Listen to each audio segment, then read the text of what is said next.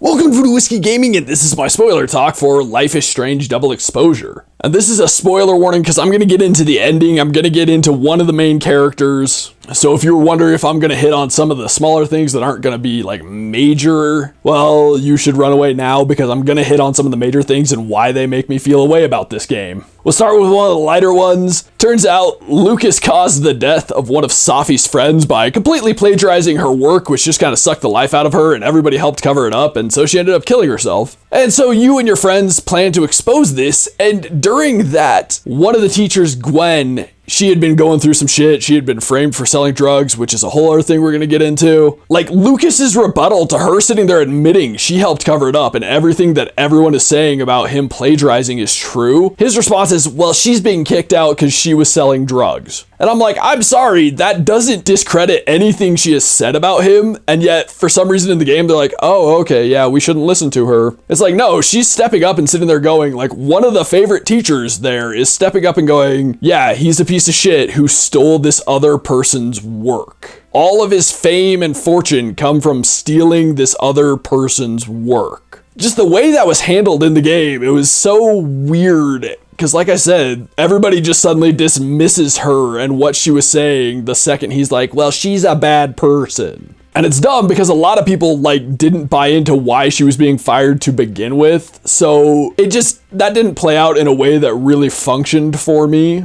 But that's one of the smaller things, and let's get into it. Safi also has powers. She has the ability to basically make people see or perceive things a certain way, but that power also ends up giving her the ability to not necessarily control thoughts, but kind of force her thoughts into another person's brain, which she doesn't really have control over. But what she can do is make people think that they're seeing someone else, which is how Gwen, the teacher who's being framed for selling drugs, gets framed for selling drugs. It was Safi because complicated things. But Safi has also done some really shitty things, and she claims it's in the name of justice for her friend who committed suicide, but it really is straight out vengeance. And some of it's kind of shitty. Lucas is a piece of shit, but he was at least a decent father, and she goes and tries to ruin his relationship with his kid. She tries to get Gwen fired for something she absolutely didn't do and could in fact go to prison for. She shoots her mom at one point, and she uses her power to impersonate Max, which is really fucked up. This person who's supposed to be Safi's best friend, and she's going around impersonating that person. That's disgusting. But then it goes beyond that, because she also, at one point was impersonating, Max's new girl crush, because once again, Max is canonically bisexual. But she goes around impersonating that, which that's just not okay.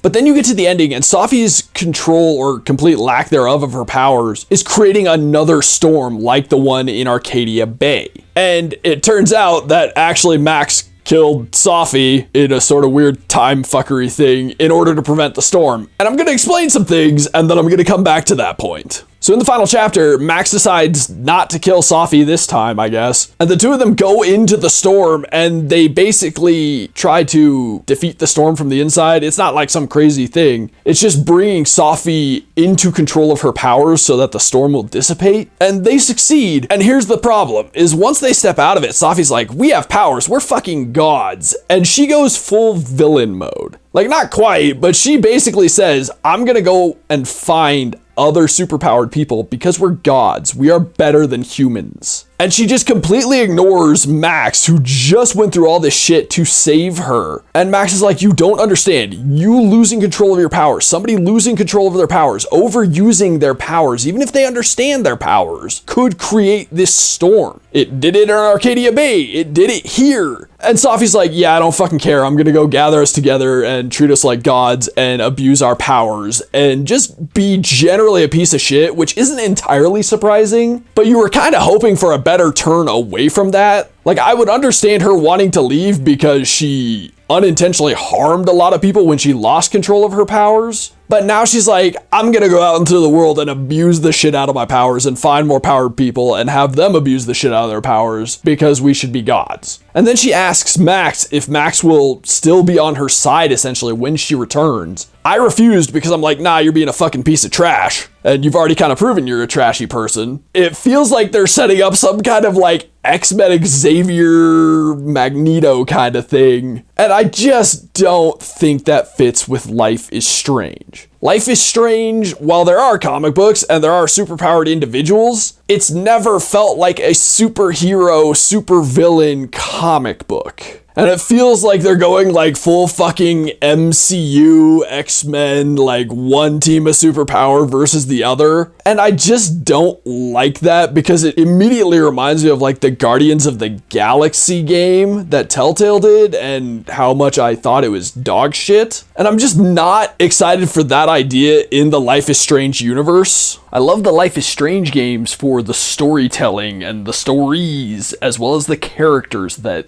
Deck 9 and Don't Nod have created. I don't come to it for superpowers and superpowered action, etc. And so, to go back to my point, I kind of wish Max had just picked up that photo, traveled back in time, and shot Safi. By the end of the game, that's where I landed. And quite frankly, I would have been so much happier with that ending by the time it was all said and done. Because it feels like the franchise is now moving in a direction that I'm really not interested in. Like, the next Life is Strange, I will probably play, but if it goes down the road that I feel like they're trying to go down having done this, I'm not gonna continue, and I might not even complete that game. We'll see. Okay, so to wrap up this video, I just kind of had to put my thoughts on that out there and explain why it made me feel a way that was mostly negative. So if you've played the game, if you've watched this, I'm curious what your thoughts on all of that are. So put those in the comments down below, obviously spoilers and all of that jazz.